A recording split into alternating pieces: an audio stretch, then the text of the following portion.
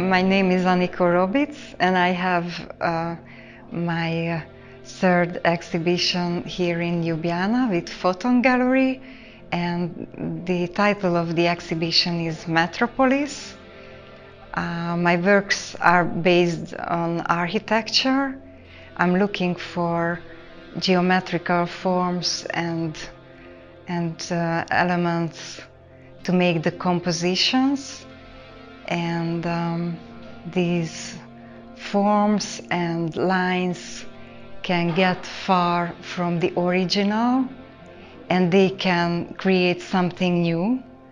And I mean, the original can be a whole building or a wall, and the new thing is the picture itself. I'm interested in the proportions, the forms, and the space between forms and shapes. In her work, Anikó Robitz focuses on architectural details that have been transformed or abstracted in creative process. She searches for various textures in modern and contemporary architecture, which either remain clearly visible in her pictures or disappear completely. Although her photos at first suggest they would be more at home in an art studio, in fact she takes the opposite approach. Her world is anything but staged. Only the framing betrays signs of deliberate construction, while the dramatic subject is out there in real life. To find the true location of her work, she gets going, just like the tens of thousands of tourists who keep taking billions of photos at any given moment. In a sense, Robitz is also one of the countless number of tourists, only instead of world-famous sights, she is interested in things only she can spot on this planet, which is what makes her art pretty unique. What is also singular is that, unlike most photographers, she does not interpret reality, but creates her own world out of the hidden properties of the existing one. She visualizes the invisible, makes the unknown familiar. I had the possibility to show my color photographs as well. They are printed on plexiglass in the one room, and on the other room I had the black and white photographies, which are printed on giclée. And this plexiglass can give the picture a kind of 3D feeling, and it looked like if it had more layers. Her photographs would not make anyone think they were taken at locations in the world's largest metropolises.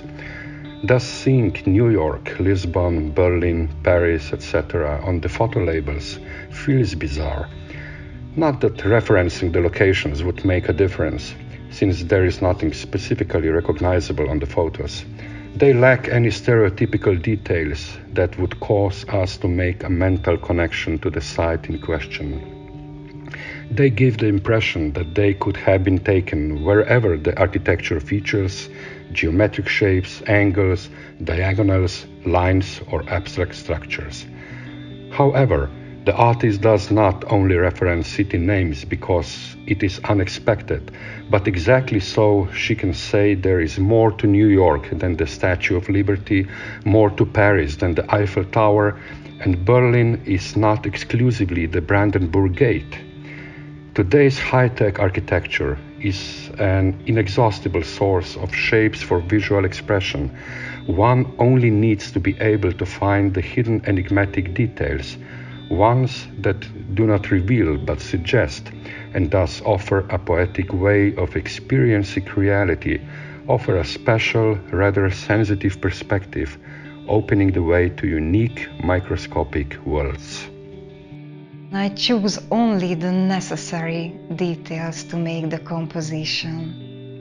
They are always geometric, but sometimes they are strict, more strict, and sometimes they are playful. and they are there, they are ready. I have to push the button and take them home. After, I don't change anything on them,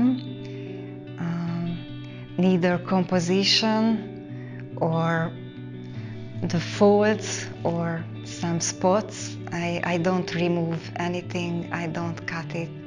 So they are really ready on that moment when I choose them. Naturally, Robitz's compositions lack any artificial editing or post-processing.